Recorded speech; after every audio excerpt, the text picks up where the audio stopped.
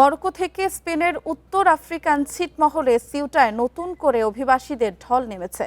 স্পেনের সীমান্তরক্ষী বাহিনী জানিয়েছে, বৃহস্পতিবার মরক্কোর ফনিদেক উপকূল থেকে কয়েক শত অভিবাসী একযোগে সাগর পাড়ি দিয়ে সিউটায় প্রবেশ করেন। এছাড়া গত 10 দিনে 2 থেকে 3 হাজার মানুষ সাগরপথে সাঁতরে কিংবা সীমান্তের বেড়া টপকে স্পেনে প্রবেশ করেন। সিউটার আঞ্চলিক সরকার পরিস্থিতি নিয়ন্ত্রণে সেনা পাঠানোর আহ্বান জানালেও স্পেনের স্বরাষ্ট্র মন্ত্রণালয় জরুরি অবস্থা জারির দাবি নাকচ করেছে। এদিকে অভিবাসী অধিকার কর্মীদের মতে 2021 সালের পর এটি সবচেয়ে বড় সীমান্ত অতিক্রমের ঘটনা। তাদের দাবি, স্পেনের সুপ্রিম কোর্ট সম্প্রতি সাগরে আটক অভিবাসীদের মরক্কোয় ফেরত পাঠানো যাবে না।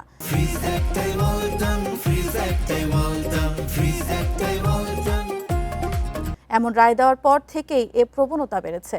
উত্তর আফ্রিকায় অবস্থিত স্পেনের স্বায়ত্তশাসিত শহর সিউটা ইউরোপীয় ইউনিয়নের সঙ্গে আফ্রিকার একমাত্র স্থল সীমান্ত। ফলে ইউরোপের প্রবেশের আশায় অভিবাসীদের অন্যতম প্রধান গন্তব্য হয়ে উঠেছে এই ছিটমহল।